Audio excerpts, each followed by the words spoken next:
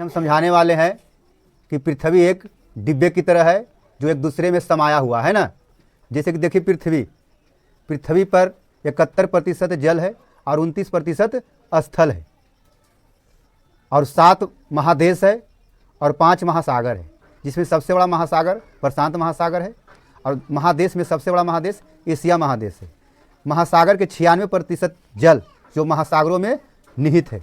उसके बाद आइए जो पृथ्वी के अंदर आता है सबसे बड़ा महादेश एशिया।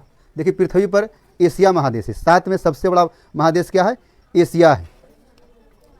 तो एशिया देखिए, एशिया का सबसे बड़ा देश है चीन और सबसे छोटा आइसलैंड। ये सब जनसंख्या में है।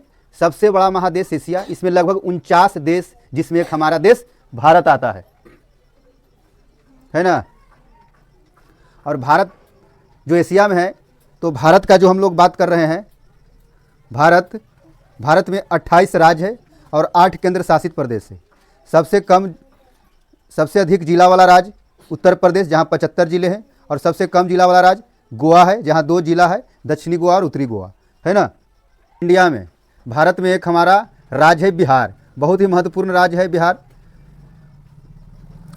तो बिहार के बारे में जानते हैं, इंडिया के बारे में जान गए, बिहार का कुछ डिटेल्स जानते हैं। देखिए बिहार में 38 जिला है, 9 प्रमंडल है, 101 अनुमंडल है, 534 प्रखंड है, 45,103 गांव है। सबसे बड़ा जिला जनसंख्या में पटना है और सबसे छोटा जिला जनसंख्या में शेखपुरा है। जो शेखपुरा मुंगेर से हटकर 1994 में एक जिला बनाया गया था। देखिए उससे इस जिला में एक हमारा नालंदा जिला है, एक हमारा क्या है? नालंदा जिला है, जो विश्व प्रसिद्ध है, बहुत ही फेमस जिला है नालंदा जिला। हाँ, एक निकाय है, 20 प्रखंड है, नगर पंचायत की संख्या 4 है और पंचायतों की संख्या 249 है। बिहार का सबसे बड़ा गांव बनगांव है और बिहार का सबसे छोटा गांव मंसापुर है ना। ये ना, देखिए बिहार का सबसे बड़ा गांव बनगांव, सबसे छोटा गांव मंसापुर है। अब देखिए उससे छोटा जो होता है, जिला से छोटा होता है परमंडल। जिला से छोटा क्या होता है? परमंडल। परमंडल की संख्या कितना है?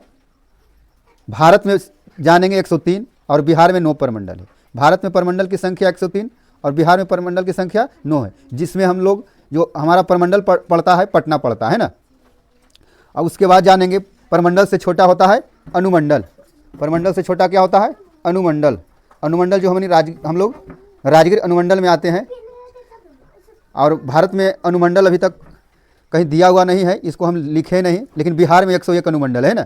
भारत में हम बात करते हैं, कहीं सर्च भी मारते हैं गूगल पर, तो भारत का अनुमंडल नहीं दिखाता है, सिर्फ बिहार का दिखाता है 101 अनुमंडल, राज्य बाई राज्य दिखाता है ना।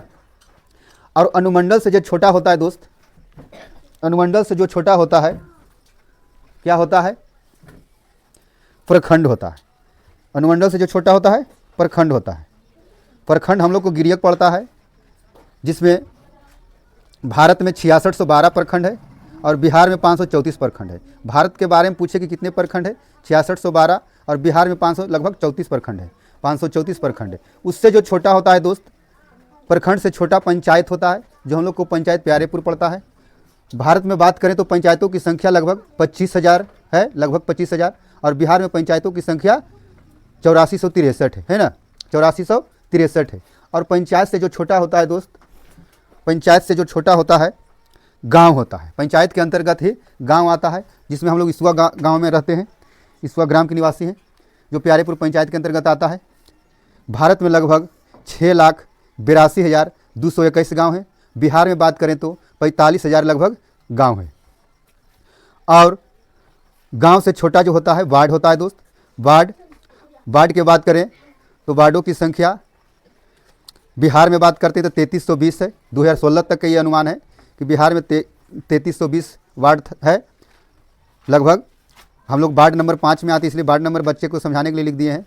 और वार्ड के अंदर गली मोहल्ला घर यही सब आता है, उसका हमने जिक्र नहीं किए हैं। बिहार के और हम कुछ डिटेल से बात कर लेते हैं। बिहार में 8463 ग्राम पंचायत है।